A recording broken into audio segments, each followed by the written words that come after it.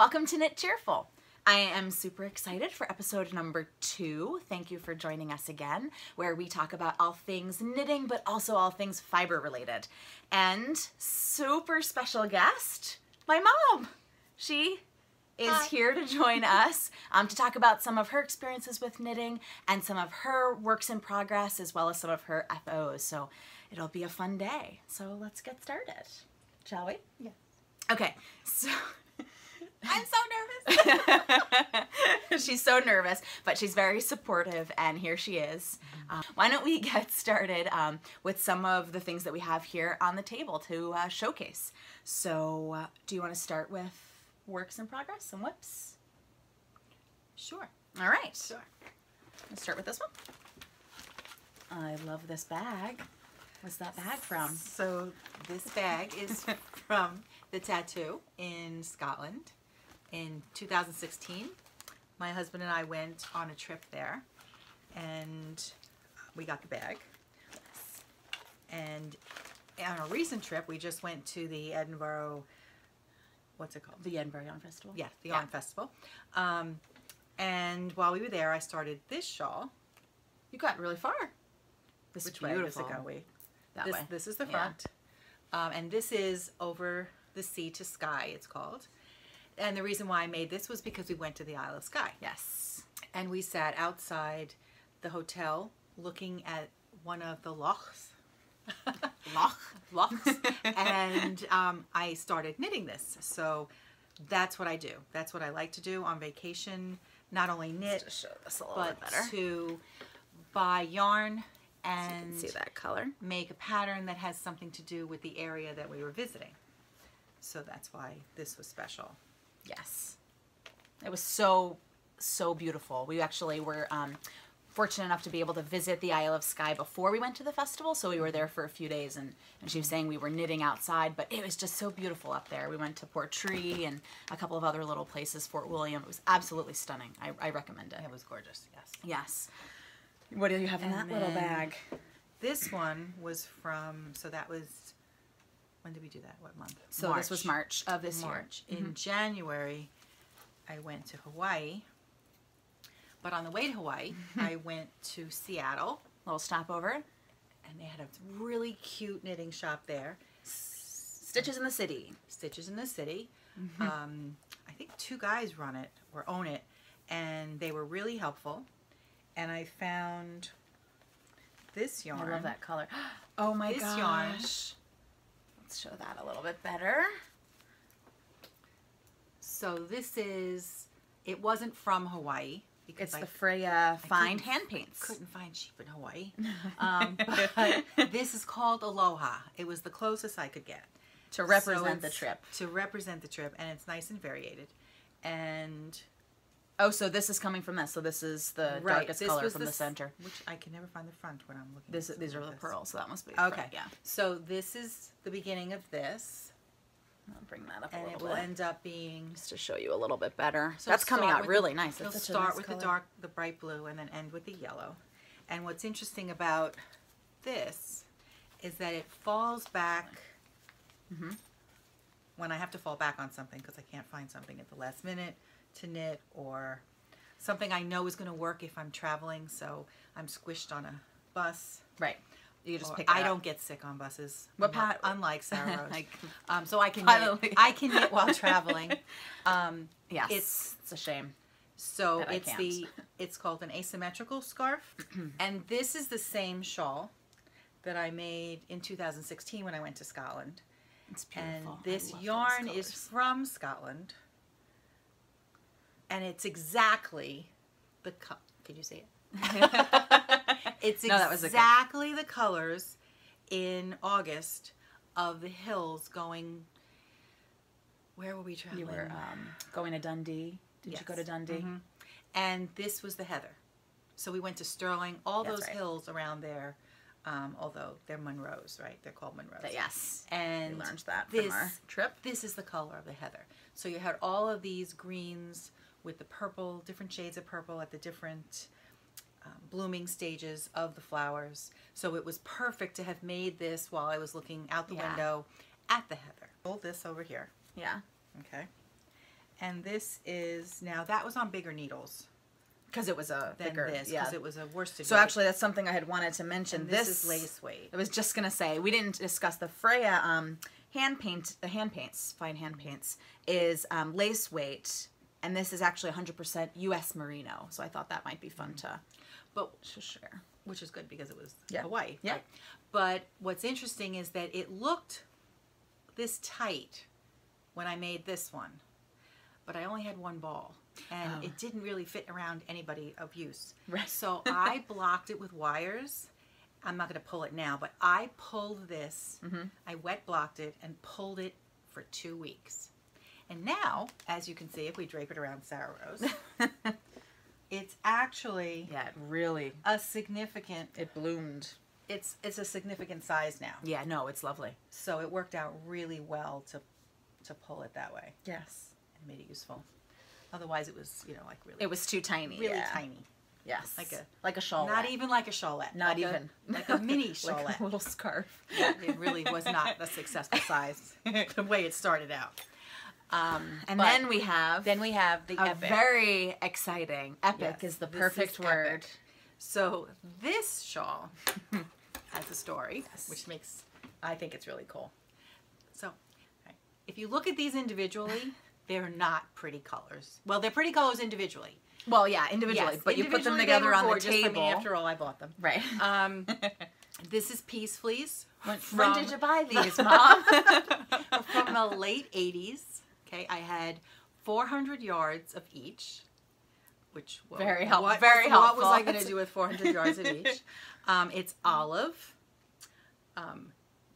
red, orange.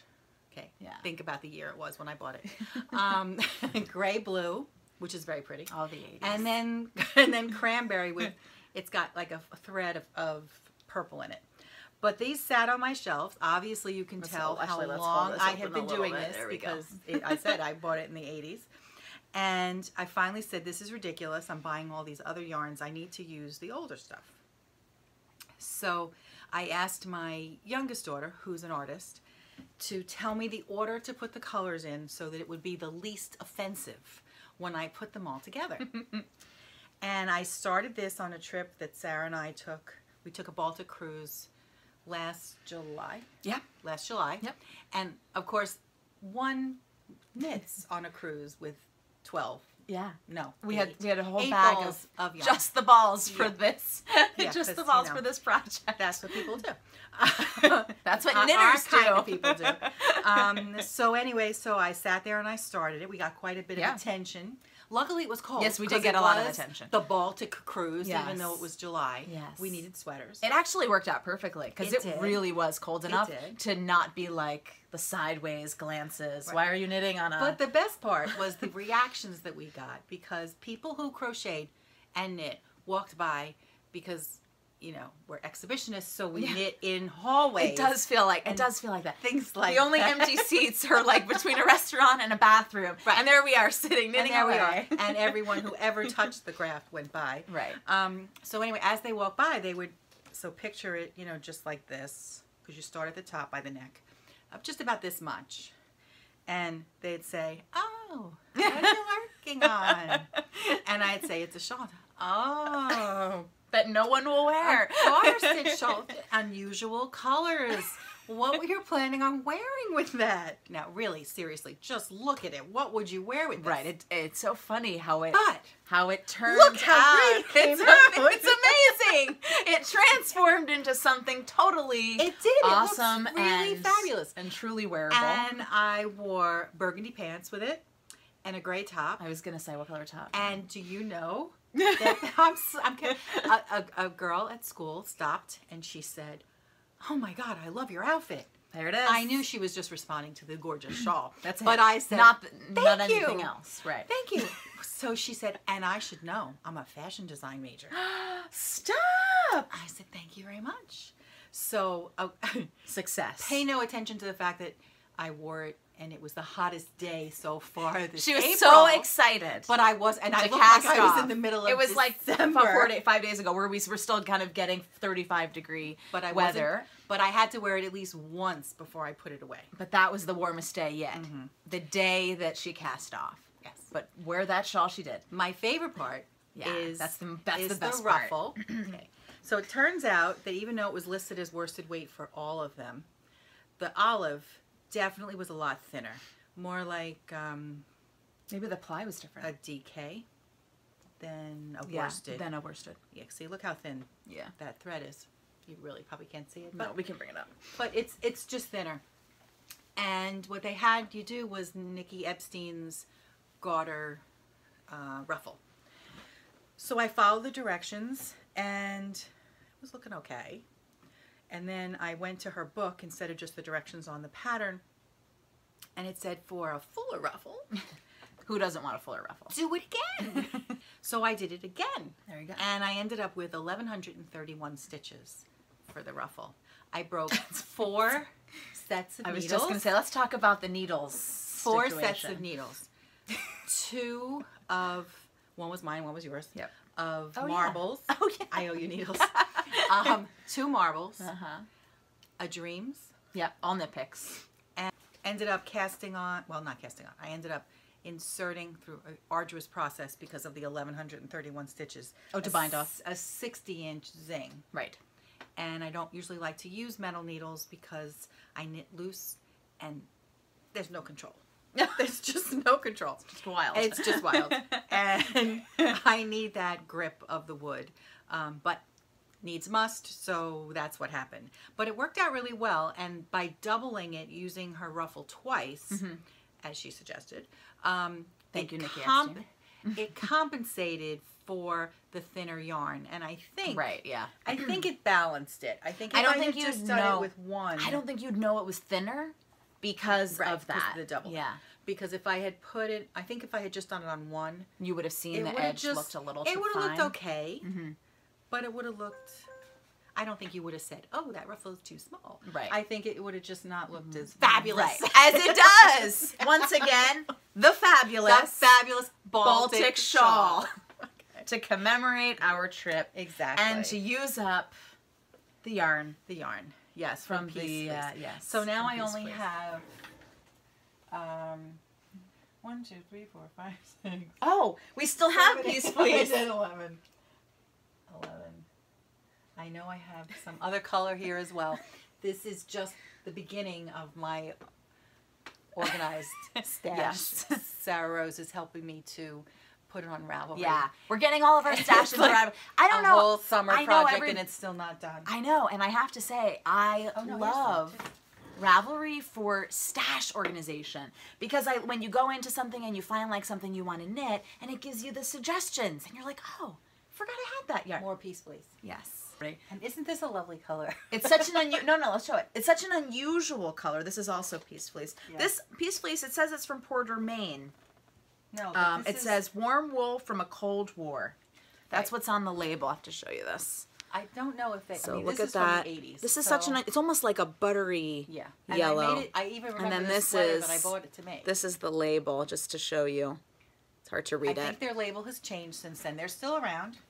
Are they still in Maine? Yes, I believe so. And they have some sort of co-op with Russian sheep. No, not with the Russian sheep, obviously, with shepherds from Russia. They're just chatting it up. Yeah.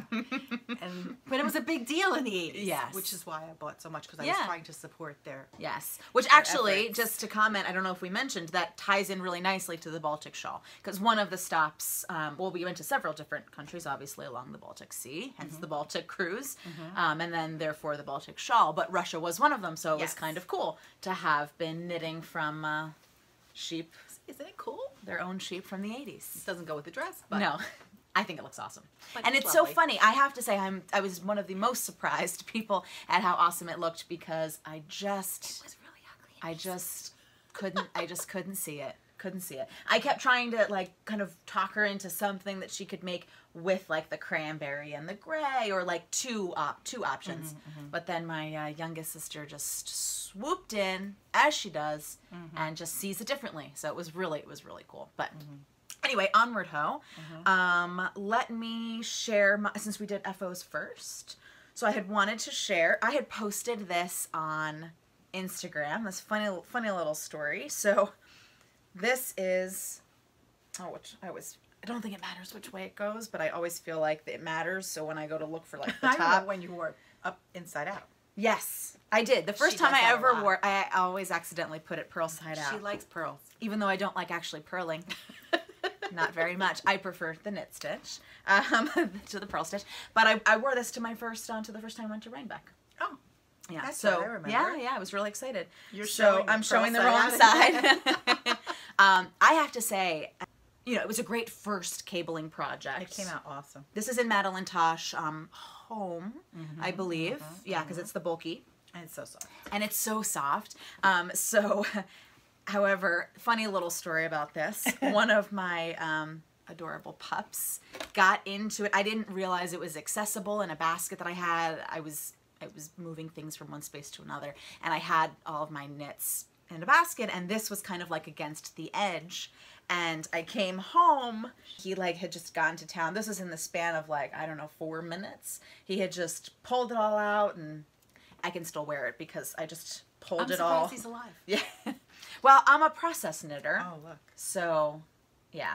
It'll come apart if I really like tug at it, which I don't plan on doing. But but I don't know. I loved making it. I love wearing them. It's not that I don't, but for me, I'm not as connected to the pieces. They don't become, I don't know. I care more about sitting and knitting.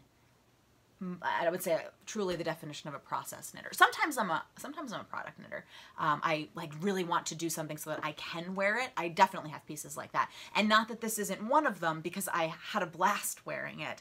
But I feel like there's a part of me that's like, okay, it's done. I wore it. I had a great time, and on to the next project, because I really just love to focus on that. So anyway, that's just a little bit about me. So that is the Chateau. Little shrug thing. I think I have it too over here. So then this little FO, this is from yarn that we bought from Flying Fibers, which is a store in Pennsylvania. This is so soft. I'll put this on so you can see.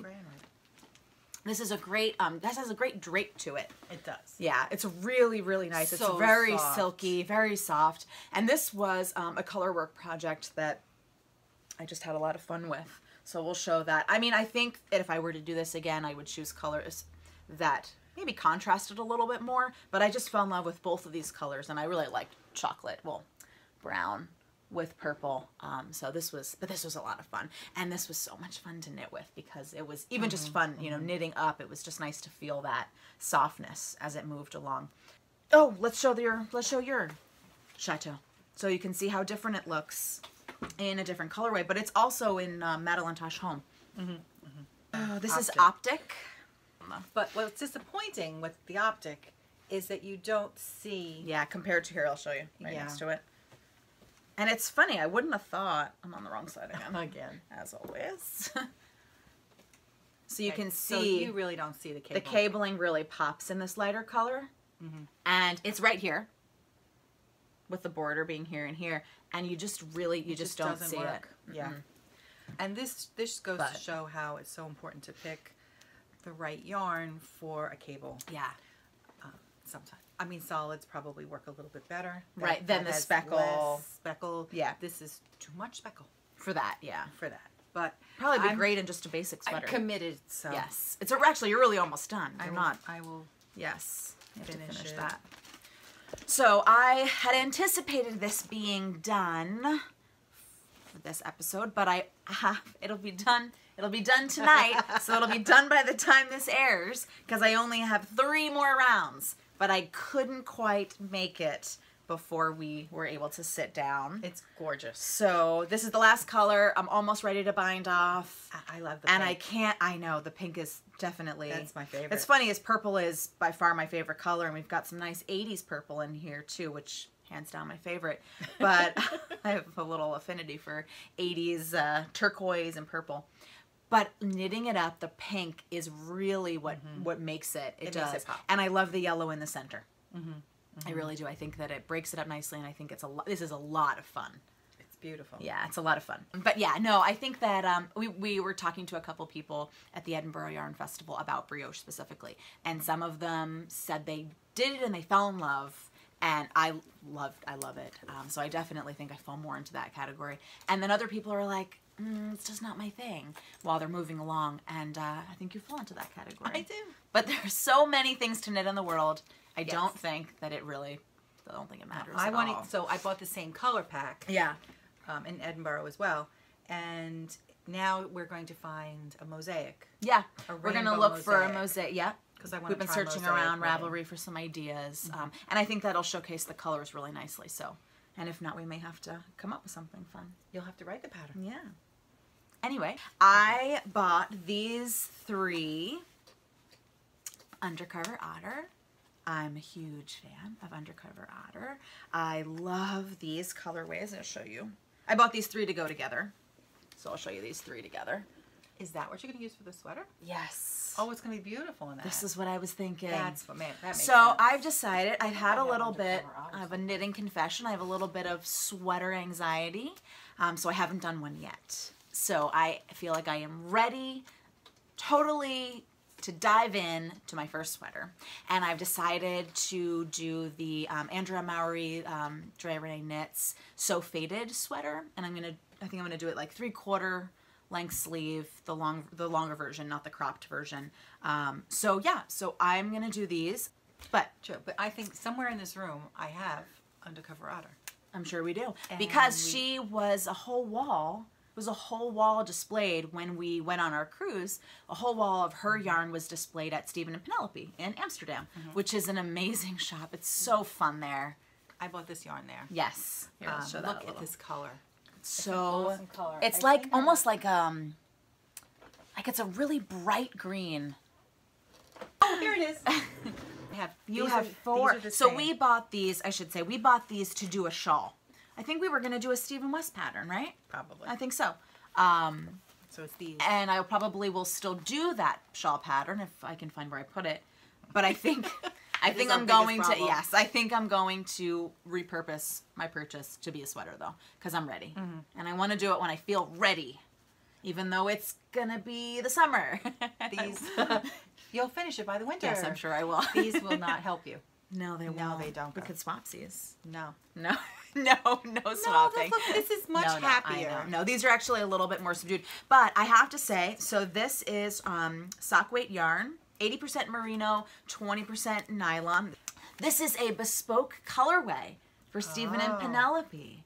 How awesome. They have great names. Yes, and this one is Rare Exports. Wicked Little Things. Gwyn, or Gwynny. And you're not going to believe what this one is. Cameron. Wait, but that one will last then. I don't think these are any bespoke. It says it above, so that one's bespoke. Sweet Alice. Sweet Alice. Oh, that's really pretty. It looks, it's almost coming out white on screen. However, it's actually like a pale minty cream, if that That sounds makes sense, right. yeah. So this is also a bespoke color, and it's named Bruce. Oh, just like And your my baby puppy, his name is Griffin Bruce. But these colors are really awesome, just so vibrant, and I am just really excited to see these knit up.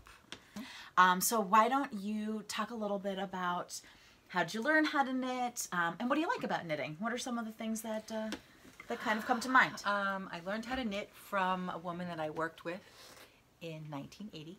I'm definitely dating myself. Olga DiFrancesco was a woman who was older than me who decided to take me under her wing. She was a fabulous, fabulous instructor. She did teach me, however, continental knitting, and the rest of my family knits. We all knit English, we all throw. Yeah, they all throw. Yeah, me and my sisters. While I will, if I'm trying to take something apart and they're explaining it to me, I will throw it to understand what it's supposed to look like. Right. But I just can't do it for any length of time. But my first project with Olga's tutelage was a black, poor choice, poor choice, black bobble sweater, crew neck, long sleeve. Your first project was a sweater? Yes, it was. Oh gosh, And it I fit. didn't know that. And it fit. Wow. And it had a double row of bobbles, which were, I love polka dots, so that made sense to and me bobbles even are back fun. then. They're always fun. Well, it was one of those like this, trying to get 5 stitches in one and then knit through. But it had a double row of bobbles in the front and the back. and then all down the arm. Oh gosh. Yeah. That's a lot of bobbling. It was a lot of bobbling. Good thing about bobbles though is since they're so tactile, you were able to keep in line. Yeah. So the rows You could see did very line easily up where, perfectly. yeah. And it was in one of those yarns that you get like at the Like AC Moore. AC Moore or Sure. Like Rag Shop yeah, back then. Rag Shop. I remember the Joann's. Rag I don't Shop. remember where I got the yarn. It's too long. Yeah. But it was oodles and oodles of it, and it was all acrylic. Even better. And unfortunately, I can't find where I put it because it's no longer That's so sad. that year. It took How long did it take? probably 2 years Oh, to make, because it was on a very fine needle.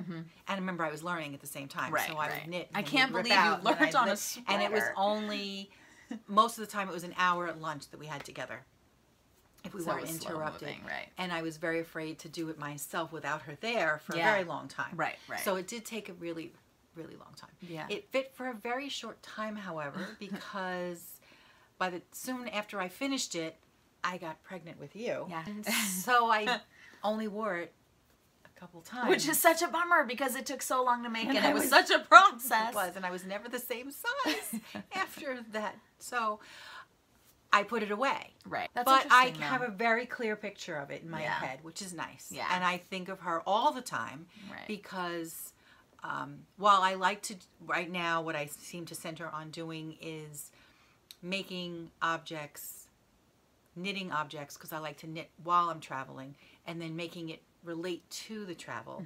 So that's really what I enjoy doing. But that looks like a project knitter. Right. But I enjoy the process, and while I'm doing that process, I often think of her. Right. So it's sort of nice. That's very That nice. her memory will live Yeah. forever. Absolutely. I bet So she it's didn't really even think about special. it like that. Like, I had contacted her, I guess probably in early 2000, and she was in her late 80s at that time. She was a lot older than me Yeah. when she taught me how to do it because I was very young. right. And I had told her how much it meant to me. So I think So she she would knew, know, but she right. also knew at that point that I was teaching my girls, Right. and so So it that's- passed. It's a legacy it of continued to right. pass Absolutely. through. So that was Speaking of teaching special. us, though, she taught us continental. I don't know how you taught my sisters, but you taught me how to knit continental, and I knit continental for all of my childhood projects, and then in my high school projects, and then when I picked it back up, 5 or some odd years ago, I wanted to learn new techniques, things that were kind of just constantly new types of things, and I would just look up YouTube so that I wasn't always knocking on her door and being like, hello, what do I do here? So I kind of just did my own little thing on YouTube, and I found that it was easier for me to knit English to throw, so I kind of gravitated away, but I learned continental, and I could still knit continental. I just prefer to throw. No, I taught you and your first younger sister to knit continental. Right. And does she throw now? I can't remember. Yeah. Your youngest sister, I actually don't remember. I don't think I taught her. I think she learned at Vogue Knitting Live Oh, because we had gone Really? 1 year when she was very little. yeah. And she just hadn't really expressed an interest. She liked the fiber, she liked the Yeah. colors because of her artistic background. But she never really, it was like something I did. Yeah. Her sisters did. She didn't pay much attention to it. But when we were there, it struck her. And they sat down. They have those little, like an area. They sat to teach people to knit. And they taught her then to throw. That's awesome. That's And really your father fun. sat and did it too. That's right. That's where Dad learned. Yeah. That's fun. And once she learned that way, she didn't want to do it my way. Yeah, she just kept on going. Yeah. That's really cool. So, so it seems to me like, you really do like to knit because of what it means. It's more symbolic, which I think is super cool. Awesome. Well, thanks for joining. This was a lot of fun. I hope that you'll join us again for future episodes. We've got some more fun people that I'll be sitting and chatting with about knitting and fiber in general, some crocheting, maybe some other things in the works. It'll be really exciting, and I look forward to sharing. But thank you so much for your time. Thanks for sitting with us, and I hope you enjoyed. You're Thank very you. welcome. It's nice seeing you. Bye. Bye-bye.